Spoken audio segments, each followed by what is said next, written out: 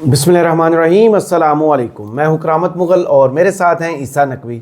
नकवी साहब, 11 दिसंबर का आगाज़ हो गया। सियासी मंजरनामे पर तलखी अपने अरूज पर है। इमरान खान के हवाले से भी बड़े दावे किए जा रहे हैं। ये शहर इक़्तिदार का मंजरनामा क्या बता रहा है? देखिए, एक तो मुगल साहब, जब से मैं न्यूज़ बन गया हूँ, आप अभी भी ABN न्यूज़ में, तो आपसे मुलाकातों का सिलसिला थोड़ा सा कम हो गया और बहुत सारे लोग कमेंट करके पूछते भी हैं कि मुगल साहब किधर गए।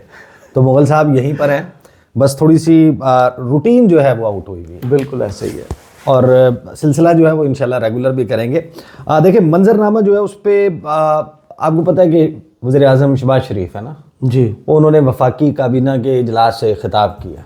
सही। और उस खिताब में उन्होंने फरमाया कि सिविल नाफरमानी की कॉल मुल्क दुश्मनी है, और उन्होंने कहा कि जनाब छोड़ेंगे नहीं जो भी कोई इस्लामाबाद की तरफ चढ़ाई करेगा।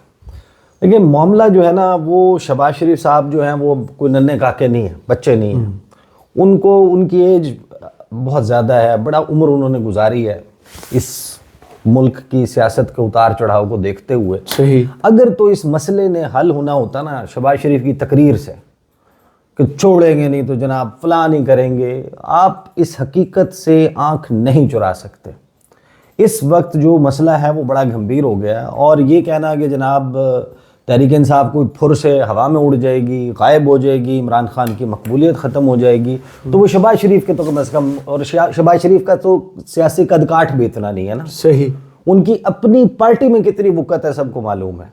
तो उनके बयान से मैं आगाज़ इस वजह से कर रहा था कि शहबाज शरीफ साहब जो है ना, वो जो जिस तरीके से सारे मामले को ट्रिविलाइज कर रहे हैं। देखें, हम इस वक्त लड़ाई की जिस नहज पे पहुंच गए, वो लड़ाई इस वक्त अब खाना शुरू कर रही है। इस मुल्क की जो है वो सोशल फाइबर को खा रही है, माशरे को खा रही है, दुश्मनी अपने उरूज पर है। कुछ चीज़ें बड़ी इंपॉर्टेंट हुई हैं। एक तो आपको पता है कि 26 नवंबर के बाद जी, पहला सेशन है कौमी असम्बली का, उसका आगाज़ हुआ है। उसमें कुछ तकरीरें हुई हैं, और वज़ीर दिफा ख्वाजा आसिफ साहब, उन्होंने पहले तो हुकूमत का वर्शन ये था ना कि ऑल टुगेदर कुछ हुआ ही नहीं, यानी कि गोली चली ही नहीं। तो अब एक बड़ी इंपॉर्टेंट स्टेटमेंट जो है वो वज़ीर दिफा ने दी है। उन्होंने कहा कि गोली चली है, लेकिन गोली जो है वो चलाई है अली अमीन गंडापुर के गार्ड्स ने, जब उनकी गाड़ी के ऊपर PTI के लोगों ने रोका, पत्थर मारे कि नहीं जाना। जी, वो चाह रहे थे कि गाड़ी से बाहर भी निकलो। हाँ, वो चाह रहे थे कि ना जाओ, तो वहां से भागने के लिए उन्होंने जनाब फायरिंग की, और उस फायरिंग के नतीजे में ये सब कुछ हुआ। ये उनका स्टेटमेंट है। अब इस बयान के हवाले से जरा एक तो बात कर लेंगे। दूसरा, हैरानकुन तौर पर अपोजिशन लीडर जो है वो हर हाल में पाकिस्तान में रिपोर्ट होता है। जी, वो सख्त बात कर रहा हूँ, माइल्ड करके आप चला देते हैं अगर वो बहुत ही ज़्यादा प्रॉब्लम हो।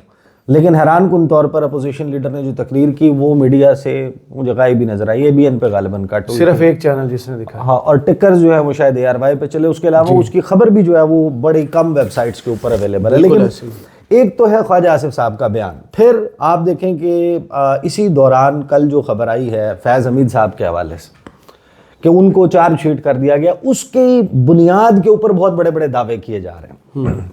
वो दावे जाहिर है कि मैं आपके सामने वो सिर्फ पढ़ दूंगा कि उसमें लिखा हुआ क्या है। जी, तो मुझे तो उसका मतलब वो समझ आ रहा है जो उन दावों से लग्गा नहीं खाता, मैच नहीं करता। सही। ये थोड़ा सा डिफरेंट मामला है। शायद बहुत ज़्यादा लोग जो है वो ख्वाहिश को मिला के इसमें जो है ना वो तबसरा और तज्जिया कर रहे हैं कि बस अब तो इमरान खान का मिलिट्री ट्रायल होगा। फिर हैरानकुन तौर पर जो यूरोपीय यूनियन की सफ़ीर है पाकिस्तान में, उनकी एक वीडियो बहुत ज़्यादा वायरल हो गई।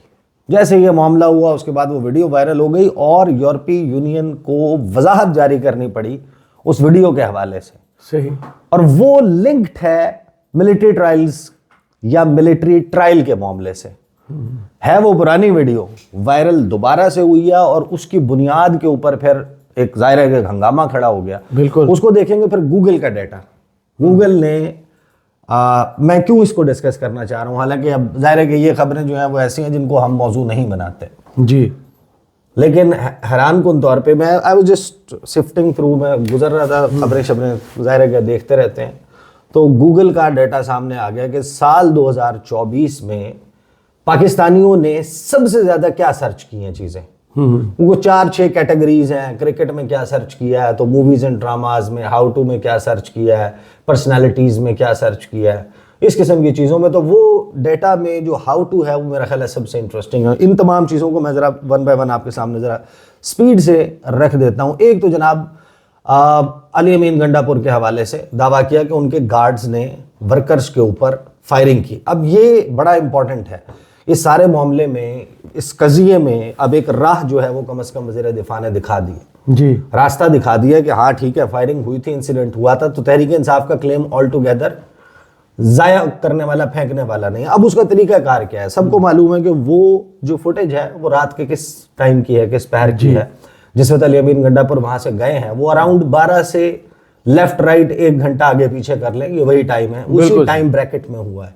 तो सबसे आसान तरीका मेरा ख्याल है कि अब इस मामले को शट करने का वो ये है कि इस वाक़े की टाइमिंग को नोट कर लें। सबको मालूम है गंडापुर साहब और बुशरा बीबी कहाँ पर मौजूद थे, किस जगह का वो इंसिडेंट है।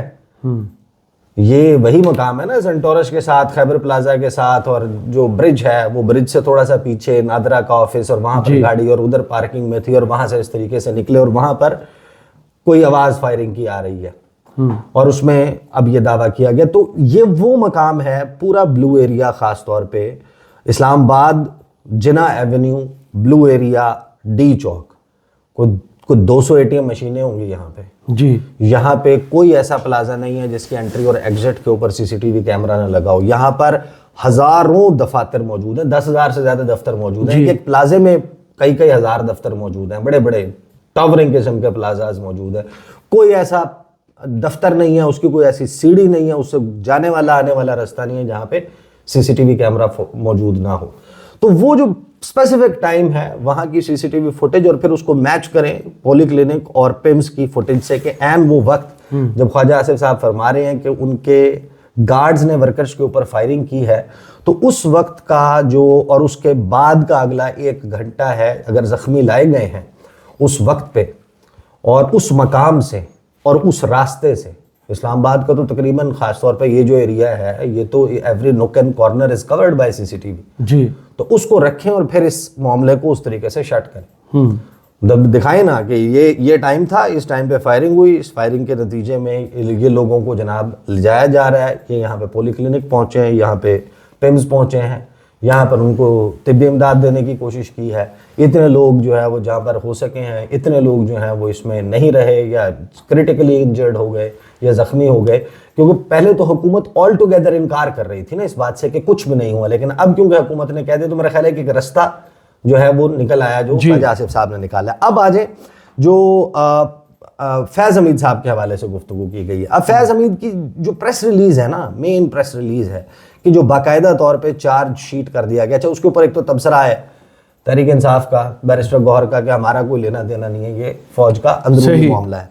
जो पहले दिन स्टेटमेंट दी थी वही आज दी। अब जो चार्ज शीट किया गया है ना, उसमें court, field general court martial की कार्रवाई में, इसमें दावे तो ये किए जा रहे थे पहले कि नवंबर में जो है वो गालिबन इनको सज़ा सुनाई जाएगी, फिर दिसंबर के बारे में कहा गया और ये टाइमिंग मैच करने की कोशिश की गई। तो जो चार्ज शीट किया है या उनके खिलाफ जो चार्ज फ्रेम हुए हैं, उससे तो ये पता चला कि अब इसके बाद इसका ट्रायल होगा और ट्रायल में फिर नतीजतन उसका, और मेरा ख्याल है कि जब आप इस स्टेज पे पहुंच जाते हैं और ISPR से बयान जारी होता है तो then there is no going back. That means कि आपके पास इतना कुछ है कि आपने फैज़ हमीद को सजा सुनानी जी। लेकिन मेरे लिए हैरानकुन बात यह है, बहुत सारे लोगों ने इसके ऊपर दावे ये किए हैं कि बस अब तहरीक इंसाफ, इमरान खान, तहरीक इंसाफ के लोग जो हैं वो आपको फौजी ट्रायल होता, फौजी अदालतों में उनका ट्रायल होते हुए नजर आएगा। लेकिन जब मैं इसको पढ़ता हूँ इस प्रेस रिलीज को, तो मैं हैरान हूँ कि बड़े बड़े ज़ाहिर के सीनियर सहाफ़ी, ये ज़रूर लोगों की ख्वाहिश है कि ये हो, ये लेटर ऑन किसी स्टेज पर हो भी सकता है। इस प्रेस रिलीज के मुताबिक और ये जो चार्जेस हैं इसमें 9 मई शामिल नहीं है जी। अब आप देख लें इसमें जो बोला गया है, इसमें बोला गया कि लेफ्टिनेंट जनरल रिटायर्ड फैज़ हमीद के खिलाफ चार्जेस में सियासी सरगर्मियों में मुलव्वस होना है, ऑफिशियल सीक्रेट एक्ट की खिलाफ वर्जियां करते हुए रियासत के तहफ़्फ़ुज़ और मफाद को नुकसान पहुंचाना है। फैज़ हमीद पर चार्जेस में इख्तियारात और सरकारी वसाइल का गलत इस्तेमाल और अफराद को नाजायज़ नुकसान पहुंचाना शामिल है। अब हर एक की अपनी एक्सप्लेनेशन हो सकती है, लेकिन आगे ISPR ने बताया कि मुल्क में इंतशार बेअमनी से मुतल्लिक पुरतशद्दुद वाक़यात में फैज़ हमीद के मुलव्विस होने की अलहदा तफ्तीश भी जारी है। सही, ये अभी प्रूव नहीं हुआ। गोया जो चार्जेस लगाए गए हैं उसमें 9 और फिर ये कहा कि पुरतशद्दुद और बेअमनी के वाक़यात में मुतअद्दिद वाक़यात में 9 मई से जुड़े वाक़यात भी शामिल हैं। इन मुतअद्दिद पुरतशद्दुद वाक़यात में मज़मूम सियासी अनासर की इमा और मिली भगत भी शामिल तफ्तीश है। ये वो बात है जो शायद लेटर ऑन किसी स्टेज की है, अब वरना ये ऊपर वाले पैराग्राफ में होती है। तो और ये कंप्लीट हो चुका था ना प्रोसेस पे, ये भी अंडर प्रोसेस है। हाँ, ये अभी वो कह रहे हैं कि अलहदा से तफ्तीश जारी है। तो अगर तफ्तीश जारी है तो इसका मतलब ये है कि अभी तक वो लिंक जो है वो शायद प्रॉपरली इस्टेब्लिश नहीं हुआ, सही, या नहीं किया गया।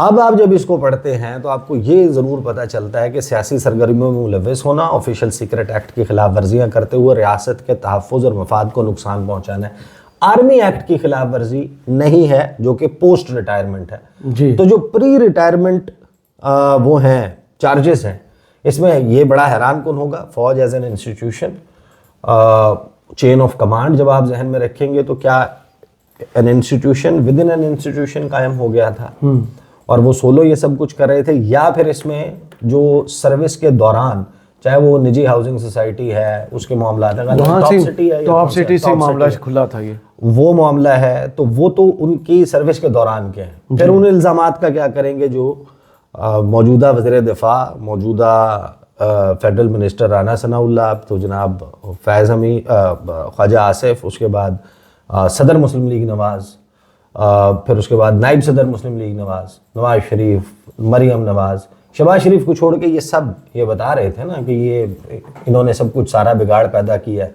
और हमारी मुलाकातें भी हो रही थी वो ख्वाजा आसिफ ने इंटरव्यू दिया था लीना शिगरी साहब को, तो ये जो सारा कुछ कर रहे थे। तो अब ये जाहिर है कि ये जंपिंग द गन मेरा ख्याल है कि वो लेटर स्टेज के ऊपर है। वो वाक़यात को कहा गया है कि जनाब शामिल तफ्तीश है और फलां की चीज़ की भी जो है वो तफ्तीश हो रही है। तो इसका ताल्लुक मुझे नहीं लगता, ये बड़े बबांगे दोहल बड़े लोग कह रहे हैं, अब वो शायद ज़्यादा जानते हो, उनको ISPR की तरफ से या कंसर्न क्वार्टर्स की तरफ से अलहदा से कोई ब्रीफ गया हो तो उस पर वो बुनियाद पर दावा कर रहे हो। फिल वक्त जब आप इस प्रेस रिलीज को देखते हैं तो उसमें आपको ये चीज़ समझ नहीं आती। लेकिन अब ये जो मामला है इस पे एक बयान है, वो बयान मैं आपको पहले सुनवा देता हूँ, 1 मिनट 8 सेकंड का है और उस बयान को आप समझेंगे वो बड़ा इंपॉर्टेंट है। उस बयान के ऊपर पहले मैं आपको ये बता दूं कि जो यूरोपीय यूनियन की एम्बेसी या मिशन है पाकिस्तान में, उसने एक क्लैरिफिकेशन जो है वो जारी की है।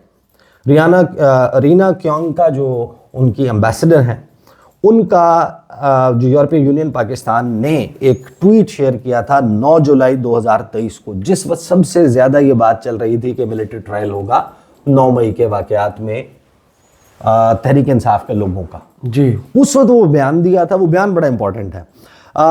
यूरोपीय यूनियन ने क्या कहा कि जो proposed extension of EU's global GSP regulation means that for now nothing changes, कि जो एक्सटेंशन हो गई है यूरोपीय यूनियन के ग्लोबल GSP प्लस रेगुलेशन की, उसका मतलब यह है कि अभी फ़िलहाल कोई चीज़ तब्दील नहीं हो रही। Pakistan will continue to benefit from the preferential access to the European market. Pakistan's obligations to maintain the status also remains the same, कि पाकिस्तान पर जिम्मेदारी जो आयद होती है वो अभी भी सेम है। और फिर जो है उसमें ये कहा गया था कि ये पुराना एक बयान है वो जारी कर दिया गया है और उसमें कहा क्या गया है ये सुन लें ज़रा, मैं आपको बता देता हूँ। A proposed extension of the current regulation for GSP Plus in effect means no change for Pakistan at the moment. It means actually that Pakistan enjoys the same. ये पुरानी है 2023 की।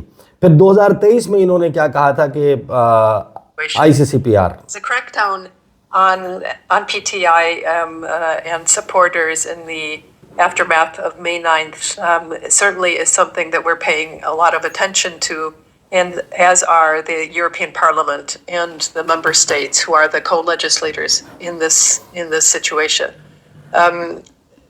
We also are well aware that international NGOs and experts are looking at this specifically the issue of the use of military courts and anti-terrorism courts to try those who are being accused.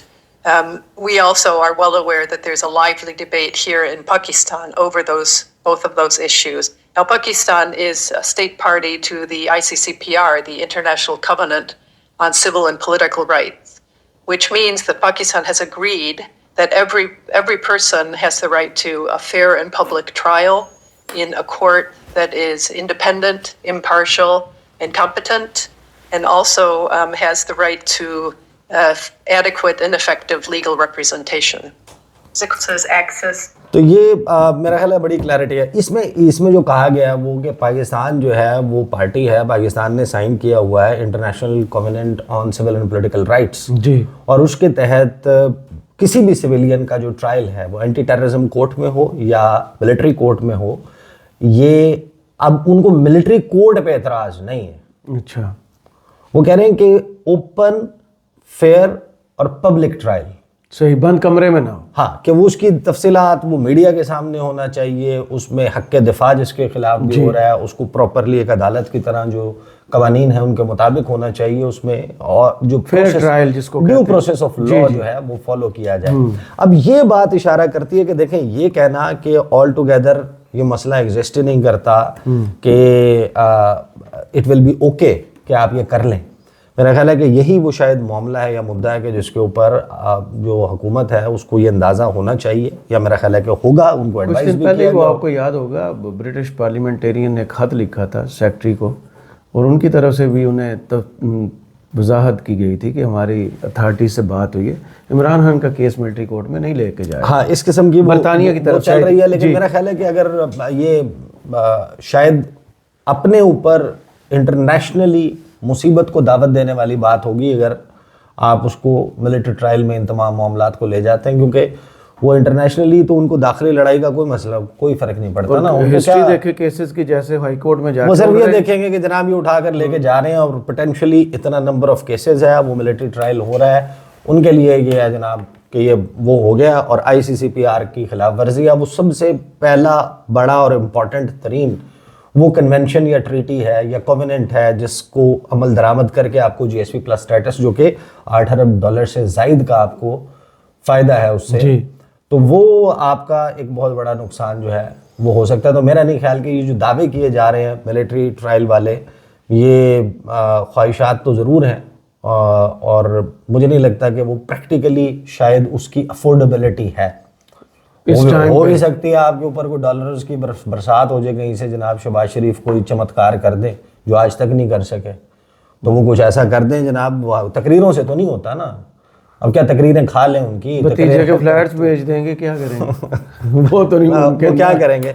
तो ये है जनाब इस वक्त मंजरनामा, लेकिन at the end वो जो Google वाला मामला है ना, देखें मैं I was just surfing through, अब देखते हैं बहुत सारी चीज़ें तो वो तो फर्स्ट टाइम अटेंशन में आई हैं। क्रिकेट है तो जनाब T20 world cup, Pakistan versus England, Pakistan versus Bangladesh, ये चीज़ें सर्च की हुई हैं, तो लोगों में अब्बास अत्तार, इतल अदनान, अरशद नदीम, सना जावेद, शुएब मलिक, तो हरीम शाह, और ये जनाब इन लोगों को सर्च किया हुआ है लोगों ने।